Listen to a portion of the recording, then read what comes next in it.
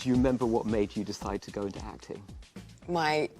Just my teacher putting me in the first grade play, and it was all fifth graders, and I was the only first grader, which felt so cool because everyone was so much older than me. So I was like, oh, I'm cool up here. And then I felt like I had an outlet in a way, and it was just so incredible. And then doing youth theater, I felt the same. I wanted to do theater. I thought that would be what I would do, and then I wasn't, the most excellent singer or dancer in the world, so I realized I couldn't do much Broadway. But it's funny to be here talking about a musical movie. Yeah, exactly. But I was like, I'm never going to be able to actually do this on stage.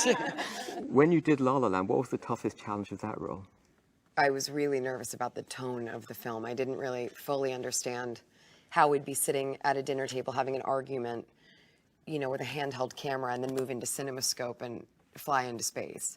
So I was like, it was the measuring of if the performance was supposed to, how do we move through this and make it all cohesive and not feel inconsistent and strange, and how do you go from something very small into song? She captured a feeling, sky with no ceiling, the sunset inside a frame. Here's to the ones who dream, foolish as they may seem.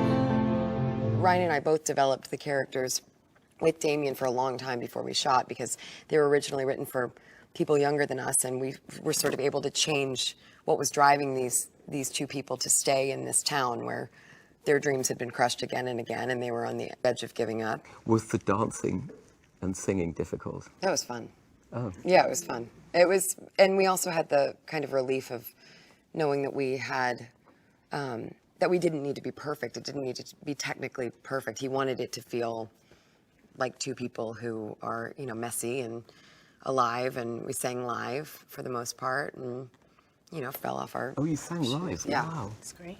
Except for at the beginning of Duet, except for the big dance number, because that was all one shot.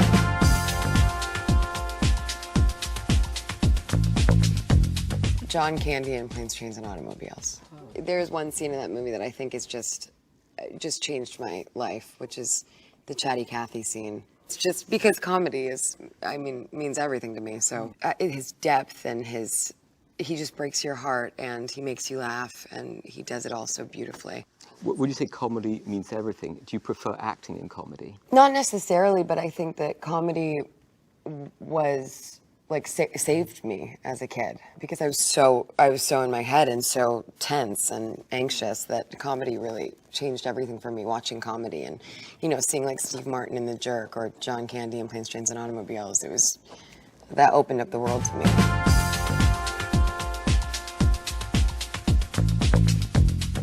In many ways, I feel less pressure on stage than I do on screen, because eventually it's forever. At some point, you're going to be done with the scene, and you're going to have to go home and live with yourself, with what you did that day. And every night in theater, you get the opportunity. You could fail miserably and fall on your face and go, well, I got to get up and do it again tomorrow, which I love, and I think builds such an incredible resilience in you. And I find the growing me, the adult I guess I've become,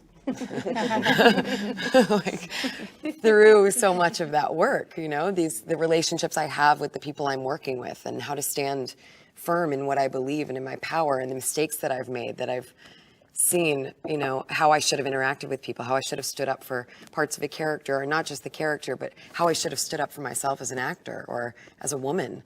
Or times I could have taken it more lightly and gotten closer to people but felt insecure. Those are the things that I find from job to job, and it makes it more exciting to work, I think.